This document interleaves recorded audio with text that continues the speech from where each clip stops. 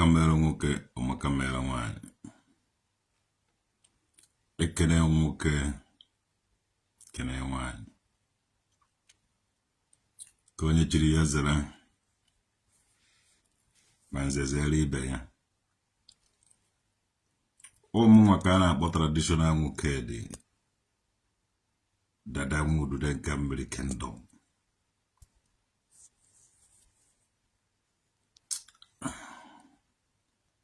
Ọnụ mana ọchịara ha atọ eze mmụọ, maka na ọchịtọ eze mmụọ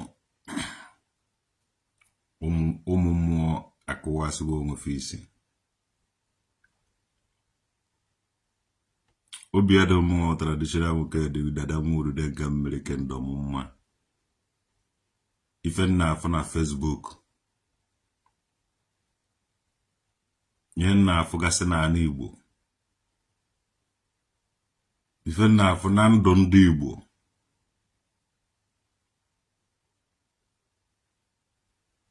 fake life.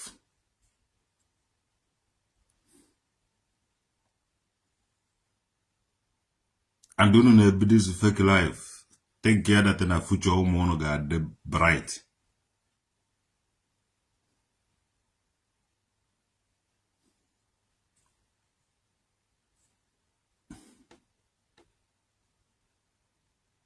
Unu emebigo many things.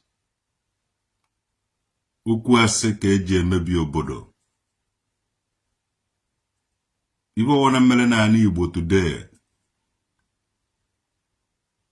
blame yourself na you part of the problem. Na ọ bụrụ na ị na-atụ asị na ị na-aha ahụhụ, gbakọ ibe ọwụ na ị mere n'ala Igbo, all the damages unu caused by na present fake life, fake things.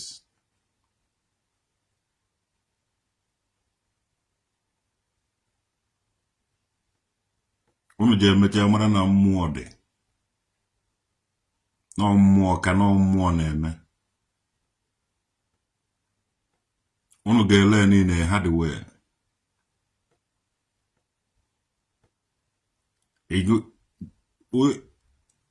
That is Ori anori ogwoma agada ubelebe anụ ebe ya. Unu tụọrọ ụmụ Chineke asị nkoro na-eme agwụna adụ na-eme na ya, mmiri ya ga-ama onye ọwụna. Jere na ihe unu na-eme na Facebook, ihe unu na-epresent na Facebook, ọ dị ka agadi nwaanyị n'inine. Ụda ka ọ ga-adị. Ọ ga-adị ka eze na-ahọrị ndị ọ na-achị. Ọ ga-adị otu ahụ. Unu elesigo ụmụnne, unu epresent a lot of fake things. Unu eme a lot of arrange. Unu akpasuo na Chineke iwe, kpasuo mmụọ bụ unu iwe, kpasukwuo nna unu iwe. Gaa na a lot of family na ọgba aghara. Go na watch him. You that is watching me, ọgba aghara na your family. Do you know why? Ọ ga-adị ka eze na-ahọrị ndị ọ na-achị, ka ụbọchị were agụ na-eyi ndị mmadụ egwu. Agụ abịa ndị mmadụ gbakọ ka afọ agụ eje ha afọ agụ. Mana one day the real agụ bịara. By then obodo adịgo tired of prank eze na-eme ha with agụ. So onwezi onye pụtara nọ. By then ka the real agụ bụrụ eze, rie eze. Otu a ka ọ ga-adị. Unu niile ndị na-enye mmadụ fake things and the prank and the plywood. Mana na mgbe ọwụna mmadụ ruru 50 years above na ọ na-anaghachikwa azụ. Ogbogochego azụ ka ọ na-anaghachi. And ị gabe ụzọ wee hụwa ụzọ ama. Had I know, opportunity come but once. kama ime ka Lot mekwe ka Abraham. Okwu ka eji ekwu okwu. Maka asị na ibe niile ekere eke na-eso ya wụ Kristi, na-esite n'ime ya na n'aka ya na-edekọ n'otu nke mmụọ nsọ, na-enye ya wụ Chukwu nna ji ike niile, nsọpụrụ na otito niile site n'ụwa ta ụwa niile. Ịma ibe ahụ menụrụ, ịma nkọwa okwu ahụ, ịma the indirect rule nọ n'okwu ahụ. Ife niile keleke na-eso ya bụ Kristi, na-esite n'ime ya na n'aka ya, na-edekọ n'otu nke mmụọ nsọ, na-enye gị bụ Chukwu nna ji ike niile, nsọpụrụ na otito niile site n'ụwa ta ụwa niile. Ekwere ya amen, amen. Ịbụrụ anyanwụ ahụ ịbụrụ n'enu, anyanwụ ahụ ebe ahụ asịgo n'ọya ebe a ka olileanya ụnụ si, ebe ahụ asịgo n'ọya ka olileanya dị. Ya nwawo dị indirect details anyị kwuru agwara ụnụ ihe ahụ. Ma ife niile dị ndụ, everything dị ndụ, ife niile ekele eke dị ndụ na-aga ekụgodo ife n'ubi, ọ na-aga direction of anyanwụ ahụ. Ife niile na idiri dị anyanwụ. Without that anyanwụ ahụ, ife niile dị ndụ ga-anwụ. Ọ ya nwewe onye ji aka ya dịrị n'onwe ya na-enweghị mbido ka ọ na-enwe njedo, wuruzi onye okike osebụrụ ụwa nke ife niile.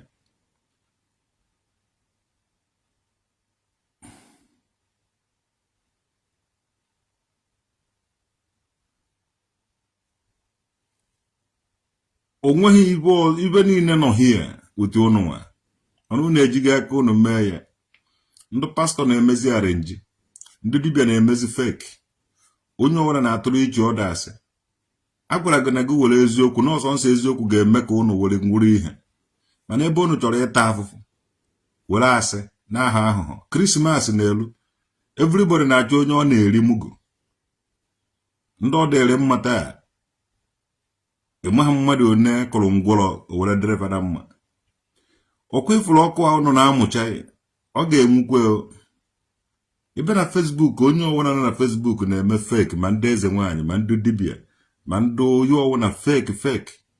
Unu emene ka many people believe all this fake unu na-eme. And onye nwa the source of income unu. Onye ọwụna nwere agenda, evil agenda. Onye ọwụna nwere hide ibe ọ na hide to each other. Ịpụta ichere igosi mmadụ azụ aka, mana igosi mmadụ ihu aka, mana azụ aka ka ị na-egosi ya. Evulu ọzọ n'obi eme ọzọ n'ọnụ. Evulu ọzọ n'obi ekwu ọzọ n'ọnụ. Ndị okwu ọzọ eme ọzọ. Ndị soro okwu ọnụ meso n'omume m. Okwu unu jọrọ njọ. Ife ọjọọ niile unu na-eme, marakwa na enwere kama. Ịmara na mmụọ soro kwụba. Ịmara na mmụọ soro nọrọ n'obodo ahụ. Unu ga-ekwerere haleluya na Bayelsa mgbe ọ ga-elu. Nna ọkakwa mma na ụnụ nara na village ụnụ gaa na ụmụnna ụnụ ga na-esi ike advice instruction otu ndị mmadụ si wee bie ndụ bite aka. Ndị mere ife ọjọọ, ife mere ha. A na-adị mma na ụnụ were pụba n'ama. Ihe ụnụ na-eji amụ outside, ọ ga-ehitikwa onye ọwụna hard. Ka m gwazi ụnụ onwe onye na-ebelieve ụnụ. Everybody amụcha n'ụnụ, ele n'ụnụ more than 1 million times. Jide everything about ụnụ nwa. Every movement unu mere, everybody knows. Even ji na-agwa unu ibe ahụ n'aka na-asụ asụsụ unu, mana o nwere asụsụ ọzọ na-asụ. Onye nwe mere o ji awụ oju m isi side ya bụ switch the other side. Abụ m eze mba na abụ vụrụ m na-akụ two countries. Country nke ebe a na-atụ asị na-eme every kind of fake arrange. Everything unu na-eme ọwụkwa achị n'aka, achị ya n'aka, achịdete n'aka hie. Gwa na onwe na eziokwu, were na eziokwu build wenu, yọwanụ nni nke ụbọchị, na manage ya manage. Unu emezi n'ife n'ike, unu ejizi n'ike eme ife, ụwa anaghị agba ọsọ. Anaghị agba ọsọ. Anaghị anwụ echi. Ụwa ji abacha onye ọwụna. Na-agwa ibe unu eziokwu, were na eziokwu na-eje. Unu emechiela n'onwe unu ụzọ unu emechichela n'onwe unu ụzọ a lot of things. Ụzọ ifeọma, ụzọ mmụọ ozi ịbịakwute unu zie unu ozi, ọ gaghị abịanwuzi because omeghe onye ntị ya na-anụrụ ozi. Mmụọ na-eme ifeọma, ibe niile unu na-eme wee na dibia nyere ya unu, ọ na pastọ kpere ya unu na ekpere, o nwezighị onye mmụọ bịara mee ibe ewefu afa mmụọ ahụ tichie ya afọ onye ọzọ. So nọ ife unu mere be unu agwụgwọ na ife unu amakpurugo.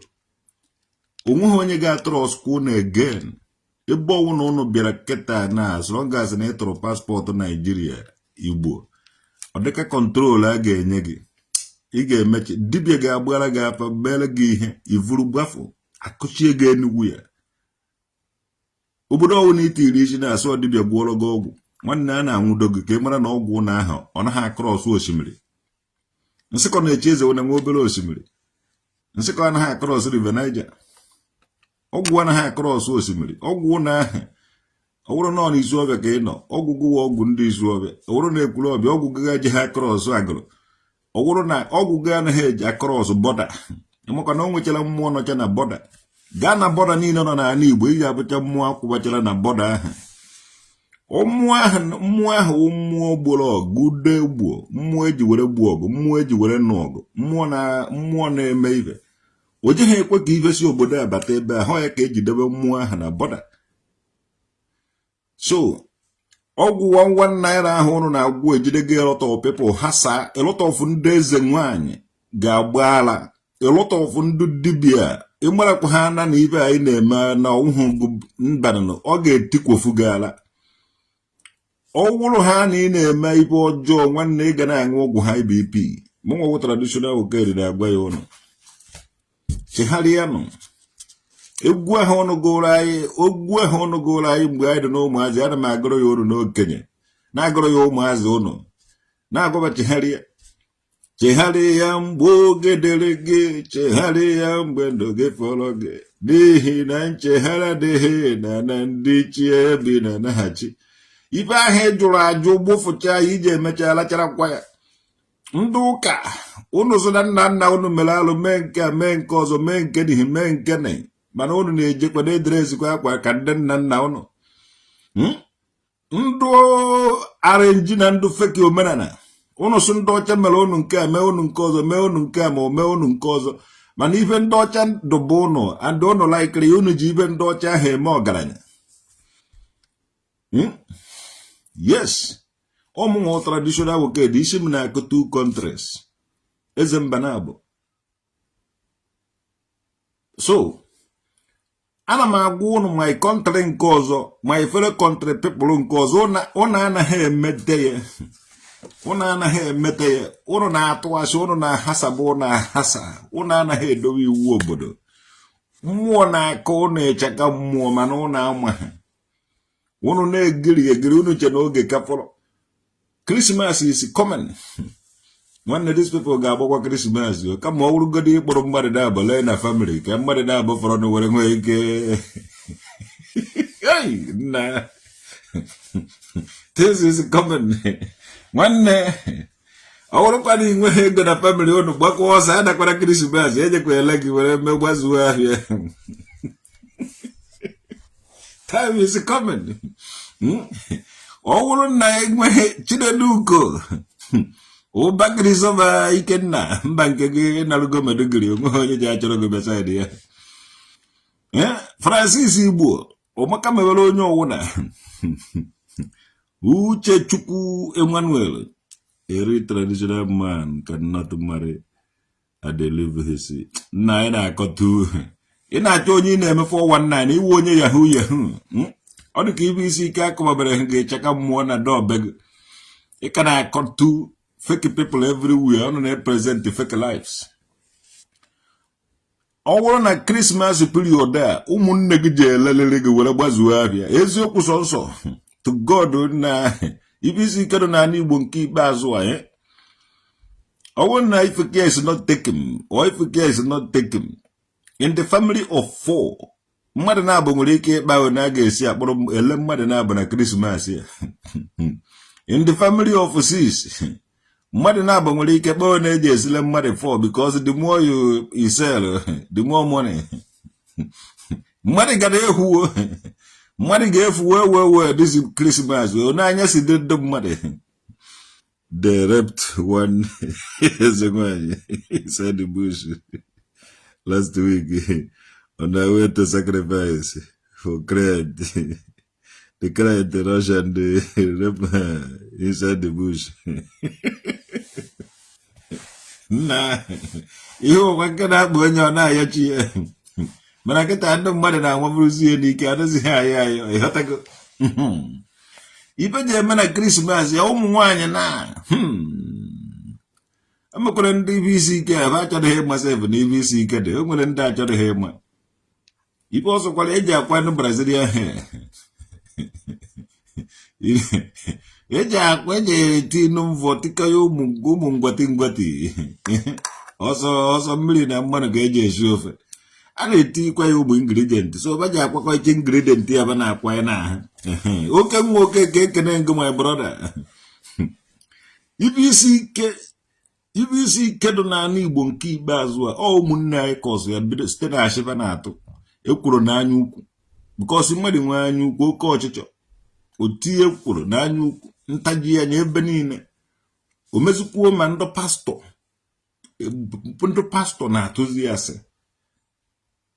Chidikele n'ibe ahụ kwere ka ọ dụ ndị dibịa sị na ha na-eje na mmụọ na-atụkwu asị. Ndị eze nwaanyị sị na ha na-eje na mmụọ na-atụ asị. Na ọ dịkwa ka ihe mmụọ anyị mere mgbe ahụ na ife mmụọ a na-eme kịta dị iche. Because ife mmụọ anyị mere mgbe ahụ ọ dị cool, ọ dịghị noisy. Ọ na-ada owu ebe 12 o'clock ọ daa owu ebe niile ajụọ oyi ada owu. Mana kịta mkpọtụ karịrị. Ndị dibịa na-anọ na okwu mmụọ na-agbakpa mkpọtụ na-akọ ọnụ na okwu mmụọ. The holy place, the sacred. Na-abụ ndị eze nwanyị anọrọ n'okwu mmụọ na-akọ ọnụ na-akọcha mmadụ na-atụ asị na-ehe asị na-apụlan otu eji esi napụ mmadụ ego ma otu eji esi gwu ndị ọcha wayo n'okwu mmụọ ka a na-akpa ibe a. Ndị mmadụ ọmakwa ibe a na-egwu. The holy of the holiest place, the holy land ka a na-anọ dị ya. Ndị mmadụ ya zụta ọkpa na ebe ahụ na-akpa onye eji esi gwu mmadụ wayo. Ịgbakọ na onye gburu onye Igbo wayo eji ha azụ nwa ọkpa n'ala Igbo. Onye gburu onye Igbo ji agba ọsọ gbafu n'ala Igbo.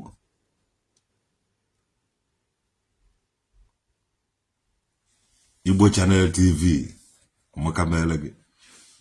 Onye ọwụna gburu onye Igbo ji agba ọsọ n'ala Igbo because anaghị ga-ebido chụba ya ọsọ, anaghị ga-ebido lebe ya ọkụ. Imegide onye Igbo ivuru ife ọjọọ n'obi maka ife agọrọ n'ọfọ. Ịma ha na nri ji ọfọ, ọka ji ọfọ, alọ ji ọfọ, ndị ọwụna jicha ọfọ ha, ọfọ nna ha.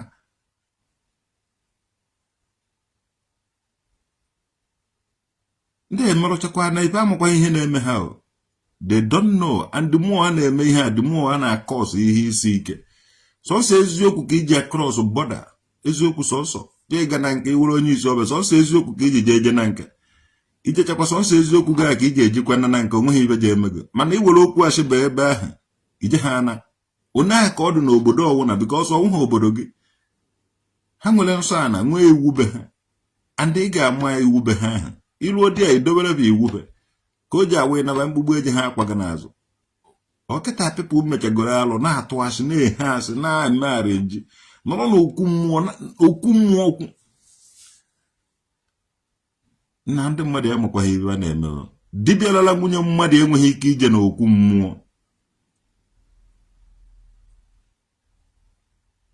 Yes, eze nwaanyị dị nọrọ dibịa egbagodo ọsọ na mmụọ ahụ n'ọbabego maka imego alụ imego ibe anaghị eme. Ọ iji na ọdị mmadụ esome ị na-eje na mmụọ. ewu nwunye mmadụ na-eme ibe nzuzo ịsụma ị na-eje na mmụọ na people emechego ibe o ji awa bịa so onye ọwara nna ịmara nke ị na-eme nọrọ bego mebe ya itecha dị ofe bupụta ya ka anyị nene onye techara dị ofe ịnụ tekọcha ibe ahụ na-etekọ bupụtara na anyị ya we want to test it ọwụ unu shikọcha ọ na-asụ na omenala Igbo nwunye onye ọwụ nna jere di na mmadụ na ọfọ nke m nwa ji nwanne iji agba ọsọ na mmụọ maka mmụọ ahụ ga-etigbu gị ana Igbo ga na-etigbu gị na-eme gị ibe mere ndị dibịa ji ejezi na chemist ọ na-amadịghị ibe mere ndị dibịa na-ejezi na chemist eje egolo ọgwụ because ha emelugo ana Igbo na-egbuziri na-ewerezie ibe ndị ọcha na-agwụ onwe ha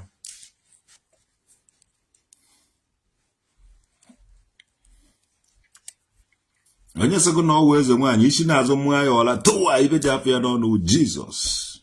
Go and test them. Ndị asịgo na ọwụ eze nwaanyị ndị awa amachi ụwa George ka ahụ ogweghị ibe bawa ọsịsọ tụtụrụ ọla mmụọ ya ona even meke na ama ya dị ọla ama na ya meke na enu ya detere ibe ji afọ ya n'ọnụ Jesus. ị mara na amachi ụwa George ka ọmụnwa traditional nwoke dadamụdide nke mmiri kingdom ịchọ mee ka mmụọ ya ha ma hapụzie ha maka ọ daghị ga azụ otie Jesus. ị mara na onwe ha eze nwaanyị ọgwụ ibe o ji ejigbo na eze nwaanyị ikwukwa ha na ịchọkwa ha n'ime ibe oti alọ mmiri udo ogwugwu mara na nke ahụ bere ibu ka wee beriva mana nnukwu ha saịdị otie Jesus saịdị ya ị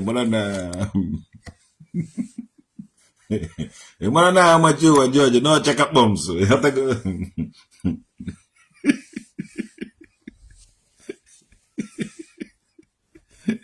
nwanne dị ụba nze akara obi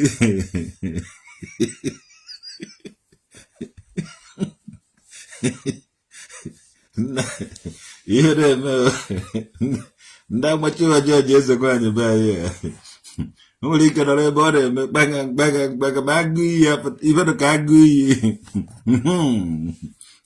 jee weta agụ iyi alụrụ alụ idobe n'akụkụ ya na-azụ ya sị ya he degodo ihu anya ọ bụkọ ha ya n'ike ka ibe ji adapụ ya n'ọnụ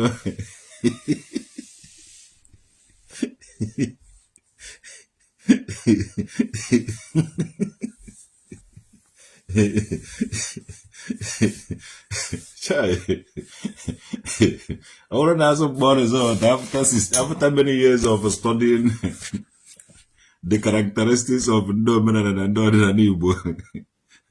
Ndi Dibia Manda Kaji of Mandez and Wany.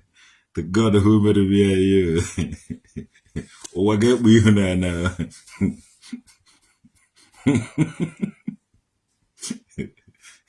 But these people are mega high. Only one as a wako, the area the better. Mmadụ onye ọwụna mere ihe a na-akpọ social distance because ọ ihe ga-abịa ime na ewere gasị ha saa n'Igbo. Many people ga-eme ka Naomi in the Bible because onye trust ga-harịfụ gị. A lot of people get disappoint each other.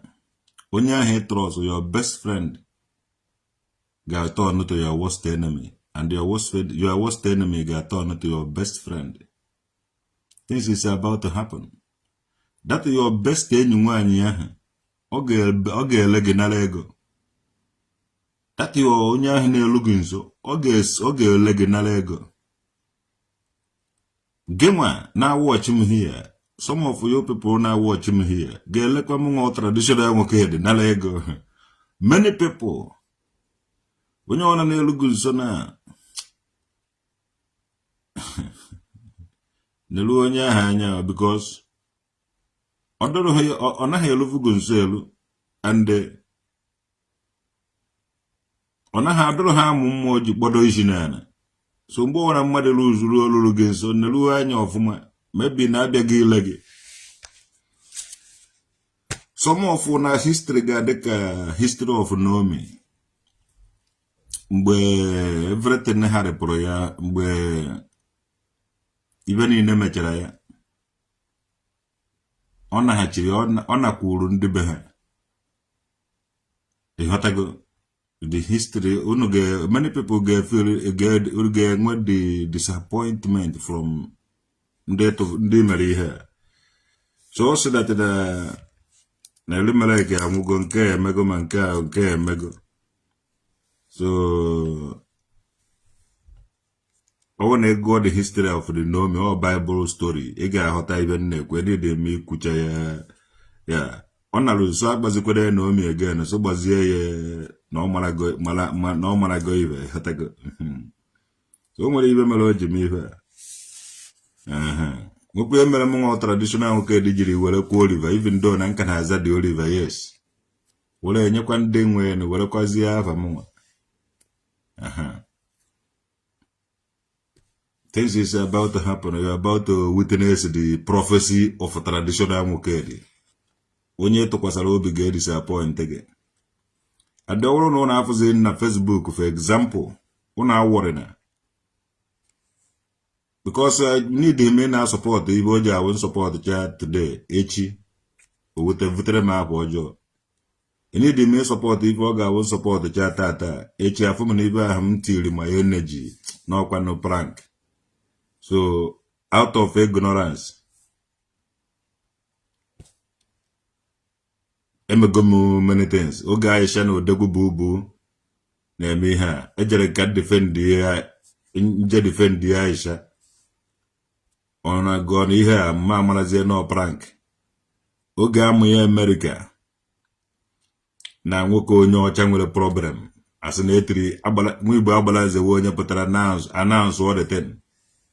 Ejere m epịakwasị nwoke onye ọcha ahụ azụ even esendigo mma ụmụ Vegas along the ride ama no tomato ka amụ ya America mara onwe ya ni no tomato no movie so amụ ya America ya nwe onye izu chọrọ ivuba ihe a mana nke ekọrọ akọ odegu bụ vuba onye ọna bruzie na-emezi plywood plank and ihe so ebe akọ no mebie ya n'Igbo. Most of ihe na kita etina Photoshop.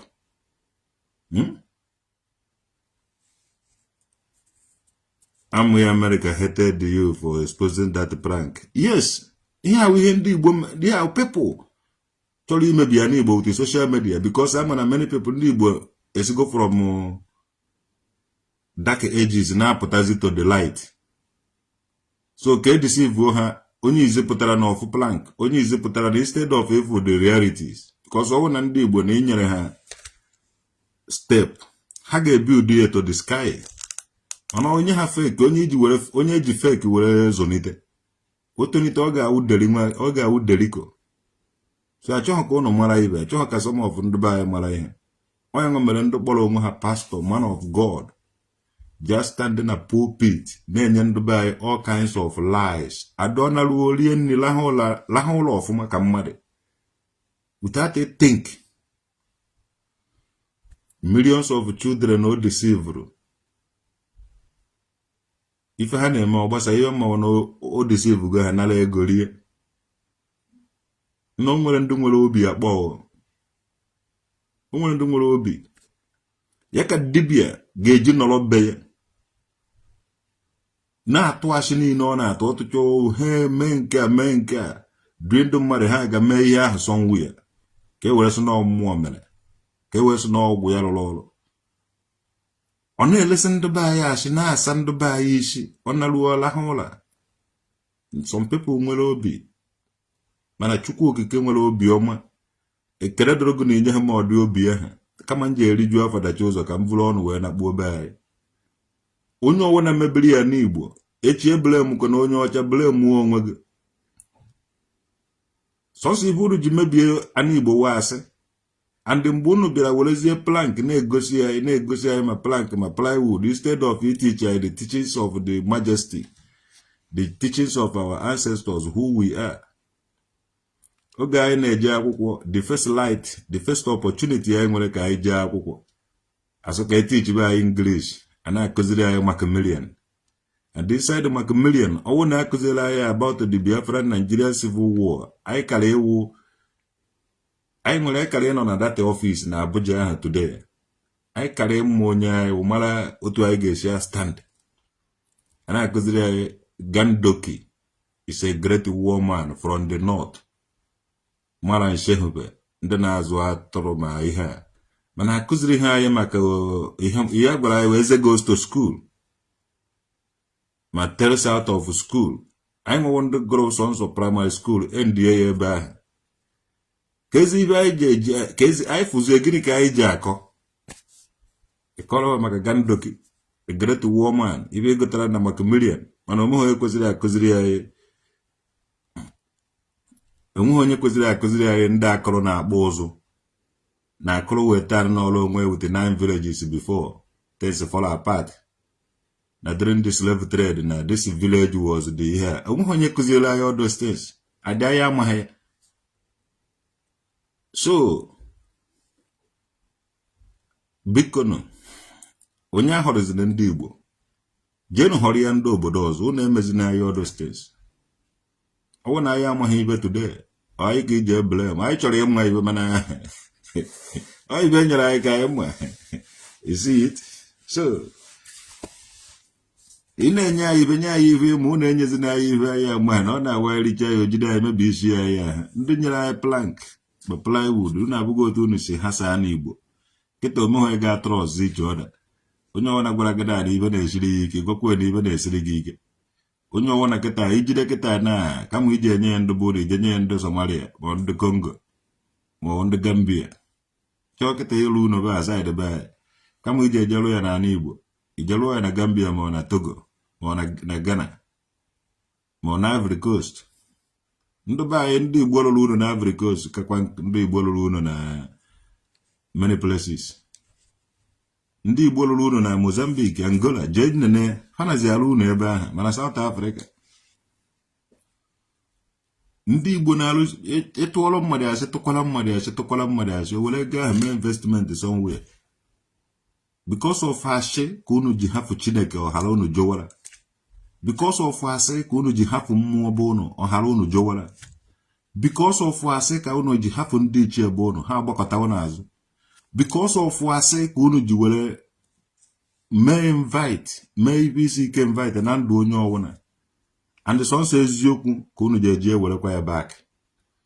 If the people that were called by my name will humble themselves and worship him in the truth and the honesty, ọ ga-aza unu.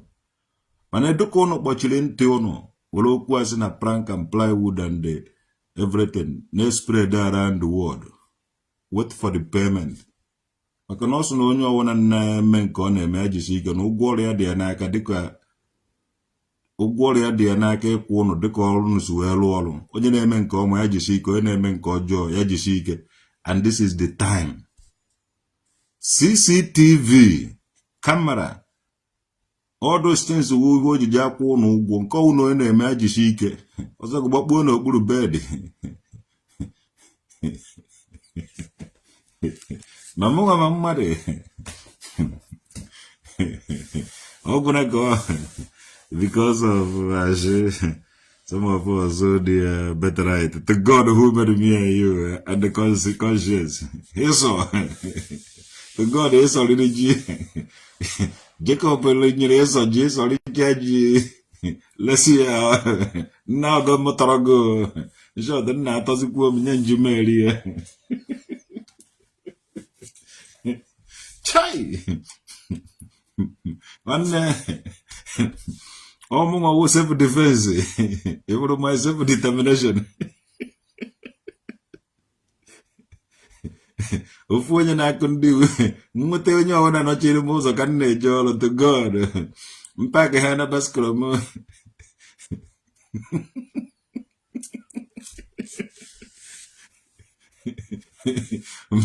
mpaka ha na baskoro m bụfụta ihe ọsọ eme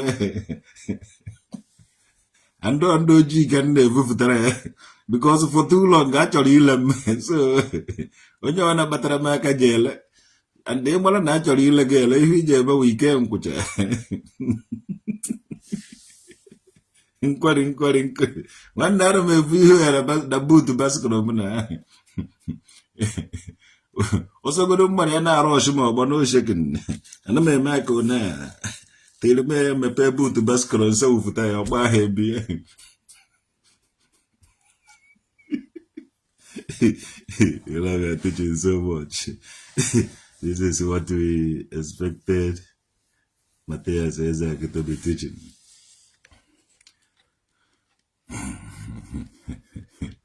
Thank you very much, Eric Newman. Ekele ọlụ eke onye ọwana je eme nke ịghọtago o mere ndị je buru the other side nwee ndị je esobe ego owuhe onye ọwana o mere ndị akpọrọ ọgbụgba oku nwee ndị kpọrọ onweva ka oge Abraham asị na Chineke kpọrọ Abraham ọgbụgba oku mana Abraham ji aka ya kpọrọ Lot efugo ya na so o nwere ndị a na-akpọ ọgbụgba oku nwee ndị na-eji aka nwee ndị na-eji aka fa akpọ onwefa ịghọtago so okwu na nụkọ ha nọ na ụmụnne ndị Igbo be anyị kwuwe eziokwu ka ibe ọma nwee ike ịbịabaraba ha ejizi na-atụziri achị dị mmụọ a na-atụ achị ya dị mmụọ ibe isi ike na-adị n'ala Igbo ibe isi ike dịkwa n'ala Igbo eme anọsa ede ya ọsọgodo a n'Igbo ya wụrụ n'oge ohere ya eji m anọkwasa ede ya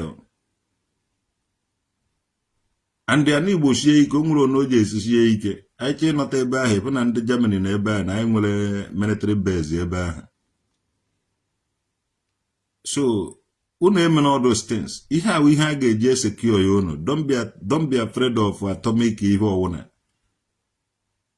ibe a ga-eji esecure ya unu mana unu atọrụ na ya against unu nwa ụmụnne unu n'obodo oyiwe nọ outside the country nwere what it takes iji were challenge Nigeria wee system ọhụụ mmadụ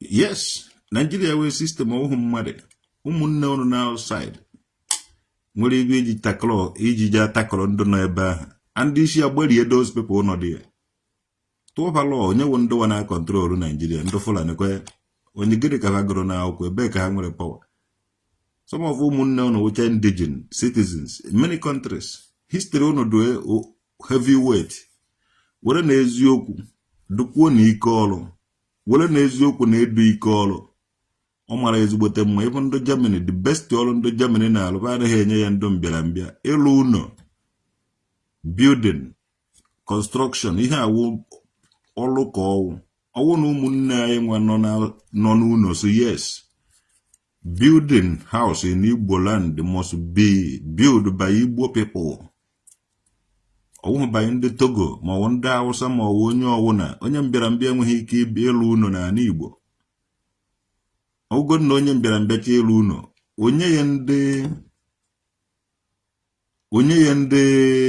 onye ndị Igbo dị contract ọhịa ndị obodo a ji kechiri be ha wụrụ na ndị Germany na-alụ ụlọ ha na plumber na ịwa ya ọkụ so that well I don't know achọ m ị na-ekwuzi ọtụtụ okwu ụnụ bụ na emego m okenye nwayọọ ka m ji eji na-etiri unu mana jide na eziokwu ndị chọrọ ịsọvaịvụ jide na eziokwu were na eziokwu ma iji ego ma iji ha ego were eziokwu ma ị na-achụ ego were eziokwu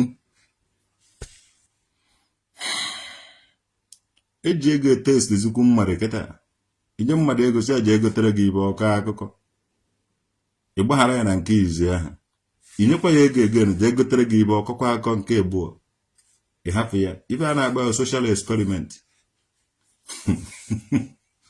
social experiment egbu ka ya bad ịtara ikpe onye ọzọ ị nwere ike igo ife 1 naira nye mmadụ 1000 naira si aja eweta chenji ịtara ọsụọ ya o jee bịa ịma ka ya good ịmara na aka nwere good people in town o were egbu ọsọ ijekwa onye ọzọ ije emegide social experiment ime na ana Igbo onye ọwụna felu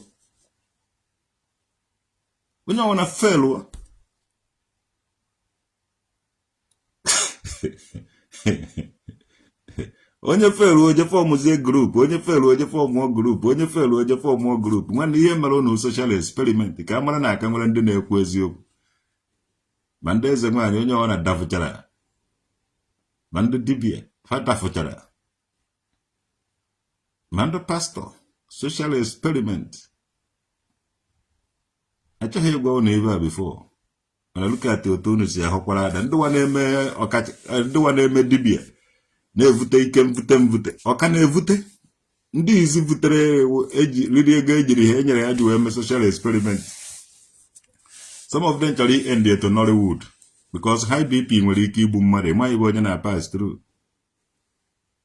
Mgbada ọ na-ada ugboro one social experiment ka a na-eme ka a mara na agaji enweta good people. So onye ahụ iriri mmugụ so na mgbada ada n'ọkwa asị mgbada ahụ mere go social experiment.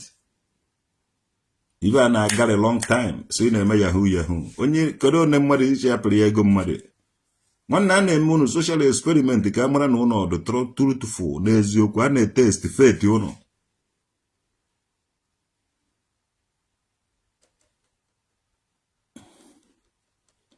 Ma ndị eze nwaanyị egbuo anụ mee mgbịrịmgba gbaka a na-etest gị ka a mara na ije emenwu ibe ahụ and imenwughị ihe ivuru ego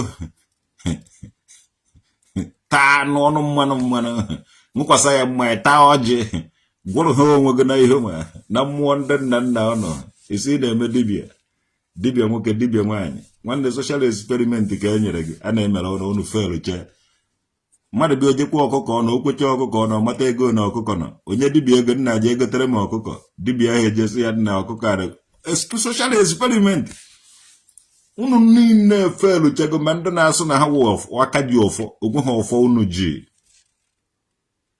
you guys fuck the eze gwaji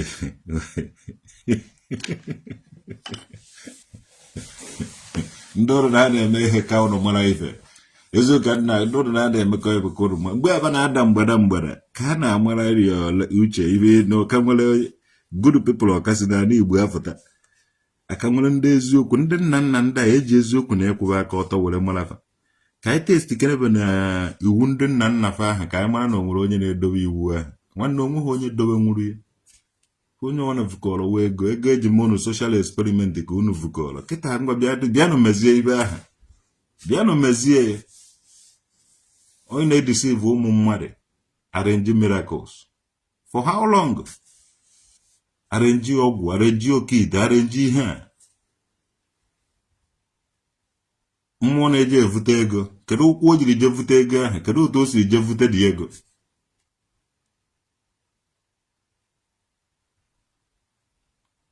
ndị ahụ jekwere na-atụ ọba nga ndị ahụ jekwere na-ejide nke ahụ enyikwere na ọnwụnwa ebe ahụ nna ọgwụra ka ọha n'ọnụ ka emesịa na